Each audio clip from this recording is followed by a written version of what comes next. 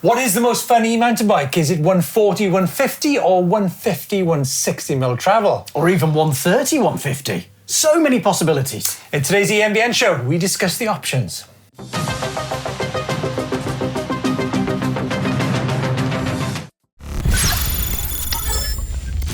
Owen, I recently came across the all-new Forbidden Druid Core and the Druid Lite.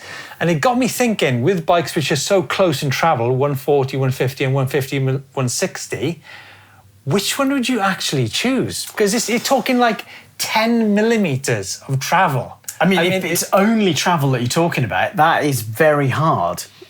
Because, yeah, but are there other things? Is the geometry slightly different? Is there other things? Is the motor the same power? Well, it is. Well, actually, I took a brief look at both bikes to get an overview of these bikes. So I bumped into Toby from Forbidden Bikes here in the UK, who introduced me to this beautiful brace of bikes, the Druid Lite and the Druid Core, 140, 150 mil travel and 150, 160 mil travel. And I think they are great examples where we can use them to discuss things which we might sometimes take for granted. And that's especially the build specification and that all-important amount of suspension. Interesting thing about these two bikes is actually they use exactly the same frame. And in this instance, we've got pretty much the same build kit on both bikes. Now, Forbidden have been able to utilize the same frame simply by having a different shock stroke in each of the bikes. Like I said, 140, 150, 150, 160. Got a Zeb on this bike and a Lyric on this bike, which I'll talk about in a minute. So I suppose the question is, and we notice this when we travel around different shows, is there's so many bikes with different suspension travel, different build specifications, different materials. It's a really difficult question. And at the end of the day, 10 millimeters between these two bikes is hardly anything. So which one would you actually choose? And in the instance of the Forbidden bike, when you've got a bike which can actually morph between the two, you could argue that one bike is all you need. And now both these bikes are driven by the mighty Avanox system. In terms of the difference of the two batteries, the 600 watt hour weighs in at, oh crikey, I think it's 2.8 kilos, and the 800 weighs in at 3.74 kilos. So I suppose there is an argument to say, well, why wouldn't you put the 800 watt hour battery in this bike, which makes it pretty much the same bike as the Druid Core? It no longer becomes the Druid Lite. So what's that? That's probably a kilo. Yeah, it would be 22 kilos. And with the 300 grams in the fork, I don't actually know where the rest of the weight is. So the question is, which is more fun? Like I said a minute ago, I think this bike is definitely slightly more engaging. At the same time, it's a little bit more manoeuvrable, but I think that is more of a feeling than an actual fact on the ground, because it's a bit like 29 versus 27.5, you know, sort of. The 27.5 feels a bit more agile, a bit more twitchy. That's simply because of the smaller wheel. It's not actually a fact on the ground. I think more than anything, though, which I think is a really important question for riders of different weight. Lots of the time, people who are maybe, you know, a lighter weight don't actually need as much fuel in the tank. So why would they need an 800 watt hour battery? Maybe a 600 watt hour is more than enough for a good day out. And let's face it, when you've got the Avanox system, which you've got a fast charger, you can sit down for a coffee and a cake, and in 30 minutes, 40 minutes, you can get like, you know, a huge amount more charge back in the bike. So I think it's about, the important thing to talk about here is the fact that different size weights batteries for different weight riders is a great thing to have on bikes, which is a really important consideration to have. I stupidly said something in that video which was along the lines of, I thought that the short travel bike was more engaging and it was a bit more manoeuvrable, but you can't actually associate lightweight with more manoeuvrability, can you? So I got that wrong. I mean, it's a tricky one, isn't it? I think it's really easy to assume that a lighter bike will instantly be more manoeuvrable. Mm-hmm. But I think you've touched on a really interesting point that the travel is different. So if they've designed the suspension system And, Forbidden are kind of like focused on this high pivot format. They've done a lot of design work. The first bike was single pivot, then they've got this sort of like inverted 4-bar, which sounds really confusing, but then you kind of get to grips with it. It's really clever stuff. So I feel like they will have tweaked the suspension, the wonderful kinematics. And what I'm talking about is that the suppleness of the suspension. If you've got more room to play with, you can make the suspension, that little bit of travel that you first play with, much softer and much suppler. So on the small bumps, it can be really compliant. But then the problem with that is that it's not quite as playful. It's harder to break traction and get the bike moving. It's difficult because, you have to have the exact same setup to say that was it the weight, or was it, like you say, was it actually the suspension design and the shock tune which give it that little bit more maneuverability? Yeah. What was also really interesting about these Forbidden bikes, and I think you've touched about future tech, and that is they've got the proportional geometry. Yeah. So, obviously they keep the same chainstay, but they move the pivot point on the front triangle. And I think, when we talk... So we should say that means that for you as a rider, virtually the rear centre is changing. Even though the swing arm is essentially same, the back end is a different dimension to the front end. Traditionally, we've had the front ends would change, and since we had suspension, the back end would just be, the back end. That's the back end. There's the back end, right? That's your chainstay,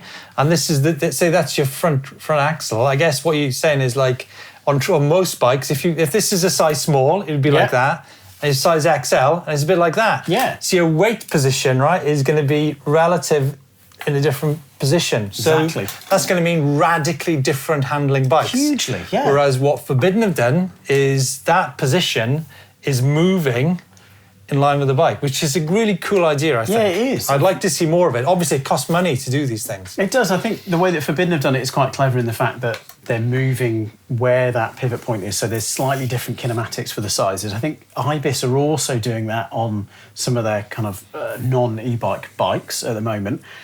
I need to research. I can't say definitively whether they're doing it on their e-bike as well, but on their normal bikes, for want of a better word, they are doing it. And it is a huge difference. Kind of 5 mil in chainstay might sound really tiny. It's massive. But and we're also comparing, we're comparing reach as well. So we're comparing where the front end of the bike is, and we're not. There's a lot of things to touch on, but you just kind of splitting the bike from the BB, and if one aspect stays exactly the same, that ratio of difference means a huge difference on trail behaviour.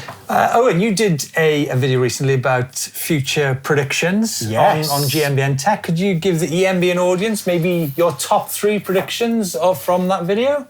Yeah, I can. Well, we've done 2 actually. So the first one is all about size-specific geometry. Wow, okay. Right. So we touched on that because there's quite a few brands now doing size-specific. And it sounds daft if you say size-specific geometry, and people are like, well, all bikes are size-specific. It's like size-specific jeans, right? Yeah, exactly. But very specifically kind of rear centre and thinking broader about how the bikes fit people. So in this latest one, I think for regular mountain bikes, there's some sort of troubled water, I would say. And we've had kind of difficulties and also, I can be honest on this channel, because the bigger problem is that the split is happening. Bikes are expensive. E-bikes are quite expensive, but e-bikes can be a really fantastic and engaging experience on a lot of more technical trails. I think a lot of people are heading in that direction. Are you angling for yet another rookie ride in the Wye Valley? I mean, yeah, of course. Yeah, definitely. The other direction is probably, maybe controversial on this channel, but is the gravel space. Ooh. Or ATB, as I like to rebrand it. Can we maybe park that one for a moment and move on to cool places? Excellent. Yes, time to have a look where you folks have been riding over the past few weeks, starting off with the Philippines, and I make this out as Bumpy Cosco Luella. Bumpy Cosco Luella. Of course, that's a Luella. Yeah. Luella. Behind my bike is Mount that's almost like Calonlan volcano, the highest mountain on the island of Negros in the Philippines, with an elevation of 8,000 feet. Or 2,000 465 metres in new money. It actually looks like Looks amazing. It looks like the Preselis to me in West Wales. Which is where the rocks for Stonehenge are from. Right, exactly. Next up, McShimmy had to stop on the way to work. Sun was split in the fog, cheered me right up. It's going to be a great day. Ben Gullipen, Callander in Scotland. That's lovely. That's beautiful, right? Yeah, it Imagine is. commuting on that. Yeah. Huh? See, they're clamping down on a bike to work scheme, and this person's actually using his e-bike to bike to work. It's great stuff. Carlos Felipe, photo taken in Baleal, Peniche, Portugal. Great ride. Fox Podium is a blast. That is a beautiful bike, isn't it? It's very clean looking. It's beautiful. Very clean. That's it from this week's Cool Places. Very Please, we've got in the library is an intense amount of places that you've been to, and we will get through them over the next few months. Time now to move on to some feedback. Now, this is in relation to what they don't tell you about e-mountain bikes, which is a video which Neil came out with on the channel last weekend. This bit of feedback here is from Pestmog. I find that I now ride in Zone 3 70% of the time with an eMTB and not 60% in Zone 4 like I do on conventional mountain bikes. I also burn more calories and I'm no longer looking for excuses. Now, this is interesting because I actually find, and I was talking to Axel with it earlier, is I actually find when I'm running, I'm in Zone 3. If I ride my e-mountain bike, I'm usually in Zone 4, going into Zone 5. Yeah. It's funny, isn't it? How it's all these things are very much specific to where you ride. I guess there's more physicality. Not being a runner, apart from to avoid late trains and things like that. I feel like there's more physicality about riding. Use your upper body and getting stuck into stuff. Well, when we get into that rookie rides part 2. Oh. Another one here from Civi Pace Parabellum. Zone 2 to 3, it is easy to be consistent with heart rate on an e-mountain bike. Yeah, no, that's valid. We were talking about earlier, Alex, weren't we? How you can be more consistent with an e-mountain bike. And I think upstairs at this moment in time, you can hear the GCN crew on their turbo trainers. Whereas on an e-mountain bike, you can maybe have a ride with the motor off, with soft tyres going up a hill. Yep. Or you can have the in turbo, and you can tailor your ride, I think, on an e-mountain bike. I think you're right, and I think it's that ability to still get up the climb, but within a heart rate zone, versus if you're on a kind of regular bike, you just be maxing out, which is, I think, why loads of roadies, not just roadies, obviously, but to me, it's a roadie thing of using a turbo trainer or using the Zwift type products of online training, is because you can stay more easily in a set zone versus being outside. Mm-hmm. So yeah, e-bike can help you train better. What about this next one? This got your name all over it. Ooh, we need this is E-Bar 9476. We need eMTB specific transmissions, all in uppercase. Ken Evo, 90 Newton meters, tubed through and stretched the stock 11 speed. Okay, there are options out there already. Link glide. What about, I'm thinking about swapping my bikes over to maybe 8 speed for a go. Ooh. Have you seen how cheap they are? It's like you can get like a derailleur and a cassette for 20 quid each. Yeah. Give me a reason why I shouldn't do that. If you've got the range, then there's not very many reasons. I think the problem is with 8-speed is sometimes we haven't got the range in the cassette, so you might not have the really tall gears. What about switching the front gear out then? Yeah, that's always a possibility. Again, sometimes you're going to be limited to how small a chain you can go to get that climbing. But it's one of those ones where you're going to have to do the maths on it to work out. You're going to be potentially maybe losing some of the the really high gear. Mm-hmm. So in terms of like the small 11 tooth, there'll be an 11 tooth, but maybe there won't be the steps, won't be the ease of use. But no, there's no reason why you can't. And I think I'm going on about Link Glide, but I mean, Link Glide is incredible. Link Glide is relatively inexpensive as well. Yeah, it is, and you can get that in I think like 10, 11, and 12. So. Yeah. It's a great option. I mean, we've said this on the channel quite a few times, is the fact that, a lot of product managers, they feel compelled to put the electronic gearing, the sort of 12 speed with all, the expensive bits and pieces that go with that onto their top end bikes. Whereas I think I'd like to see more brands giving people options because it is a high turnover part, isn't it? The gears of the bike. Anyway, we could go down a massive rabbit hole on that subject. That's a whole other discussion. It's great. And then AL Adventures, one day not yet. There's definitely a time and place for e-bikes. I'm excited for when that time comes, but for now, I need to get in shape.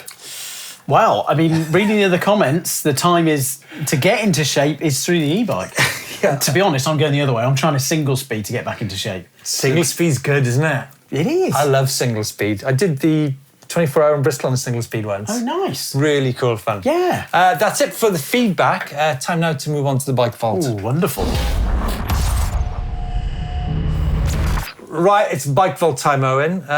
Starting off with my first e-bike, 2017, at 55 years old. This is a giant rain. I think that's a super nice. Yeah. And then moving on to Dejan from, this is shot in Slovenia, Dragonja Valley, Santa Cruz Hecla. He's got upgraded the saddle. Ergon one, very good choice. Well done. Done a video on that, yeah. Owen, nice, super nice. Oh, super nice. Look at that fresh water. It's cool, Yeah, it's lovely, isn't it? Is that a bit of limestone? Han, picture taken at Cascade by Hon, 7 kilometres north of Malmedy. Out on the ride with a friend. Lots of upgrades going on here. Yeah. Recently upgraded the rear tyre to an Assegai. That's a good move. I think it's one of the most important things on an e-mountain bike. I mean, that's a super nice for me because that's a wonderful. I think that's in France, isn't it? I would say. Wonderful part of the world. And next up is Ash. Now, Ash, this is a fantastic essay here about your Bearwild Eagle H20 and Bosch Powermore range extender. This is, have you seen this, Owen? This is like, this is kind of running off his electric car. We don't get this chat on tech. You don't? No, this is awesome. We get grumbles. I'm using a £100 V2L adapter that I sourced from my MG4 and with a 4-gang extension to allow me to plug 2 chargers in. I stopped for about an hour and put this maybe 1 bar back in the bike and topped up the Powermore from 3.5 bars to full. I mean, I think it's a really innovative way to go about charging your e-bike. That's fun, yeah. It's probably more of a tech piece than a bike vault. It is, but in that it's good. respect, you're going to give it 100% super nice. Yeah, that's great. Absolutely fantastic. Next up, Chopsticks, Abergavenny to Clydach Old Train Line. Looks like it needs an electric chainsaw in this section of the trail. Yeah, and there's a bit of fallen ash there. Yeah. Bit of fallen ash. And you can spot that just from that. It's tremendous, that is, that vision. What, the tree? Oh, hold Yeah. on, let me just double check. I think it is ash. Yeah, it is an ash tree, I think. That. Yeah, There you go. Yeah. Oh, is it? Is it lime? Well, you've committed to it now. Committed, super Let nice. us know. Glenn C, this is my Cube Stereo Hybrid 140 and my buddy Rob's Cube Stereo 177. Nice. We Ballyhora, that's beautiful. Beautiful trails there, I've been there. Cool. Very good. Yeah, some great bikes in this week's Bike Vault, folks. Now, before we leave this week's EMBN show, on the channel on Sunday, got a video coming out which is titled Why Heavier is Faster. Ooh. I thought you'd like that one. Okay. So the sort of basis for it, we've seen over the past 30 years, I don't want to give too much away, but if you look at the top end of mountain bike racing, 1994, Nico Vulio's GTLTS, 13 kilos. 2025, Amory Piron, Commensal, 19 kilos. It's got heavier. Yeah. 1990s, Jose Hamida, world champion, top World Cup racer, 7 to 8 kilo cross-country bike. Yeah. Nowadays, 10 to 11 kilos? Yeah. Enduro bikes got heavier. Mountain bikes have got heavier in the last 30 years. Right? Yeah. That's to make them go faster. And if you look at the Essentially, yeah. Right? And if you look at the componentry around those bikes, to get faster on this is just downhill, but it's heavier tyres, heavier brakes, heavier discs, heavier forks, or should I say bigger forks, will make you go faster down a hill. But not just down a hill. Oh, go on. It also in my trends thing, as I talked about, finally sort of like another nail in the coffin. I love this stuff. Weight weenies, because they like ran the mountain bike show for such a long while, and we've got this legacy of it's got to be light, and then I feel like the 29er thing was a real spanner in the works. I remember chatting to XC racers at the sort of like the the start of these bikes coming in, and there was a lot of chat of like, no. I remember chatting to a very, very fast Frenchman who poo-pooed me suggesting that a cross-country bike should have a dropper post. Right. Within about a year, he was running a dropper post because it's faster. Sorry. We can keep running. Sorry for that, we can keep running. Yeah, I know. There we go. Yeah. So I don't think it's just downhill that the extra weight makes it faster. It's uphill as well because you've got more grip. 29er wheels, bigger wheels maybe on the horizon too, roll quicker. You get more traction. Well, coming out of the channel on Sunday, there's a whole subject about why heavier is faster. And do you know what? I think me and Owen need to follow this subject up on a show in the next few weeks. Definitely. Thanks for joining us and see you soon.